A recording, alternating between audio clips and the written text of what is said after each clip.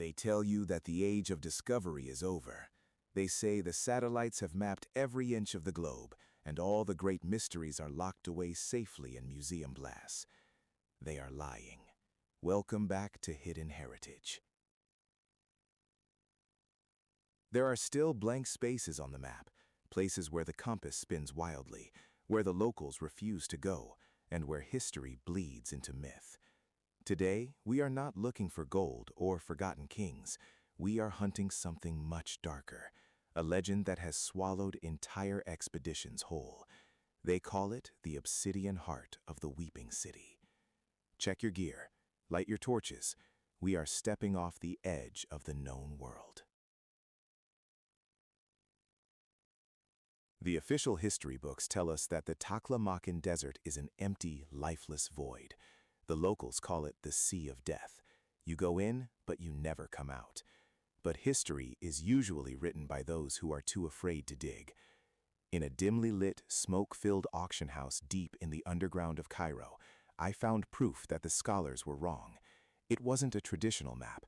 It was a journal, bound in hardened, cracked leather, its pages heavily stained with dried blood. It belonged to a rogue British surveyor who vanished in 1912. His final entries were erratic, written by a man who was clearly losing his mind. He wrote of a city not built of sandstone or clay, but of a strange, dark volcanic glass that hummed with a violent energy. He didn't die of thirst. He died running from something he woke up. And now I am following his exact footsteps. To reach the coordinates in the journal, you don't just travel into the desert. You must survive it. The Taklamakan is a brutal, unforgiving ocean of shifting dunes. During the day, the temperature rises so high that the air itself begins to boil, distorting the horizon into terrifying mirages. At night, the cold seeps into your bones, threatening to freeze your blood while you sleep. We have been riding for 12 days. The local guides I hired abandoned me 3 days ago. They took most of the water, terrified of the direction we were heading. They said the wind here doesn't just blow, it whispers the names of the dead. Now it is just me, a compass that no longer points north, and a journal written by a madman. On the dawn of the 13th day, the landscape abruptly changes. The rolling yellow dunes give way to a valley of jagged black sand. And then the sound begins. It is a low, resonant hum vibrating beneath the soles of my boots. Acoustic anomalies in deserts are well documented, usually caused by wind moving over specific types of sand. But this is entirely different. It sounds mechanical, rhythmic, like the slow, deep heartbeat of a sleeping titan beneath the earth. At the center of this black valley, half buried under a massive crescent dune, I see it. It is not a ruin. It is the top of a monolithic archway carved from a single piece of flawless obsidian, the entrance to the Weeping City. It takes hours of grueling, back-breaking labor under the blazing sun to clear enough sand to pass through the arch. The stone is impossibly cold to the touch, rejecting the desert heat entirely. As I brush away the final layer of dirt, ancient inscriptions are revealed. They are not Egyptian hieroglyphs or Sumerian cuneiform. They are a deeply unsettling geometric script that I have never seen in any archaeological record. But the universal language of warning is clear. Above the entrance, a massive carving depicts a sun being devoured by a serpent. A total eclipse. The journal warned me about this exact carving. When the sun dies, the British surveyor wrote, the heart begins to beat. I ignite my magnesium flare and step into the abyss. The air inside the tunnel is heavy, tasting metallic and bitter, like copper and ancient ozone. The descent is terrifyingly steep, spiraling downward into the bedrock of the earth far below the desert floor. My flare casts long, dancing shadows against the walls. The architecture here defies all logic. The corridor is a perfect, seamless tube of polished black glass. There are no chisel marks, no mortar. It is as if the tunnel was melted through the earth by an unimaginable heat. The deeper I go, the louder the humming becomes. It is no longer just a sound, it is a physical vibration rattling the teeth in my skull. Whatever built this place, they didn't intend for humanity to ever find it. The tunnel violently opens into a subterranean chamber so vast that the light from my flare cannot reach the ceiling. I drop a chemical glow stick to the floor. As the neon green light spreads, it reveals an army of colossal statues lining the walls. They are at least 40 feet tall, carved from the same black obsidian. Warriors clad in strange, jagged armor, but their faces are what stops my heart. They have no eyes. Where their eyes should be, there are deep, hollow voids filled with a viscous, dark liquid that seems to absorb the light. They are the blind watchers, and despite having no eyes, I can feel the oppressive, overwhelming sensation that every single one of them is staring directly at me. I take a cautious step forward, and my boot lands on a raised hexagonal tile. A sharp, echoing click shatters the silence. Instinct, honed by years of near-death experiences, takes over. I throw myself forward, just as a massive, pendulum-like blade swings down from the darkness above, violently slicing through the air exactly where I was standing a split second ago. The gust of the wind from the blade extinguishes my flare. In the pitch black, the floor begins to shift.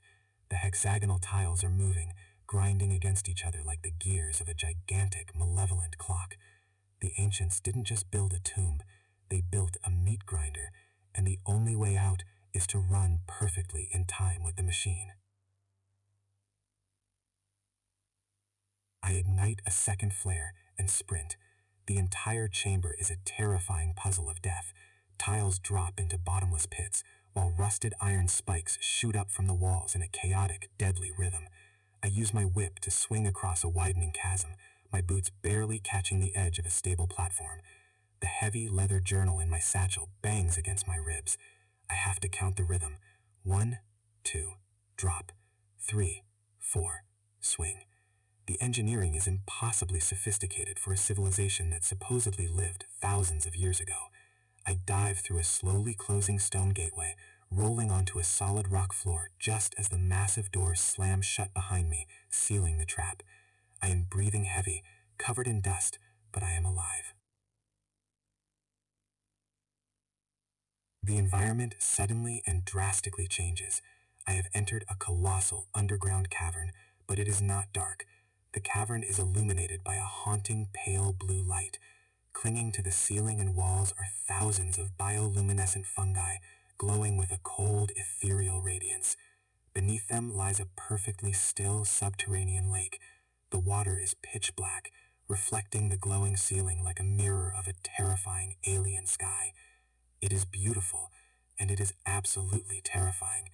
Water in an ancient sealed tomb usually means only one thing. Something has survived down here. I draw my heavy revolver. The safety clicks off. It sounds incredibly loud in the silence. Moored in the center of the Black Lake is something that defies all historical understanding. It is a ship, a massive ancient galley constructed of dark rotting wood and reinforced with black iron plates.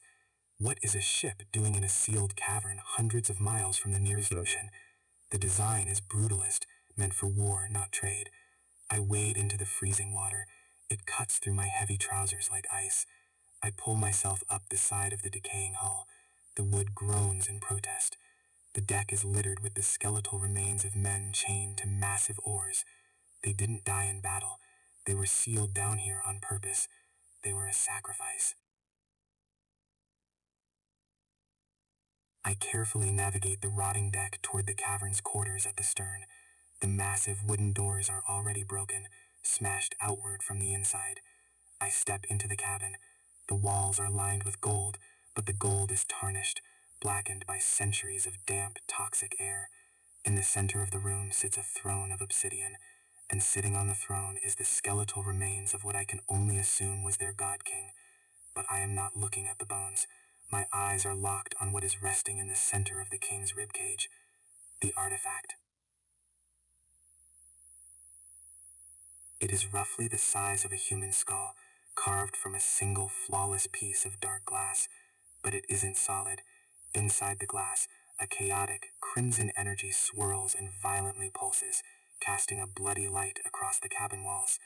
The humming sound that I heard in the desert, this is the source, the Obsidian heart. It feels warm, almost feverish. The air around it is thick with static electricity, making the hairs on my arms stand straight up. My breathing quickens. This artifact could rewrite the entire history of human technological evolution. I reach into my satchel, pull out a heavy canvas bag, and slowly reach for the heart. The moment my leather glove makes contact with the glass, the pulsing crimson light freezes. The low humming stops instantly, replaced by a deafening, absolute silence. Then, the water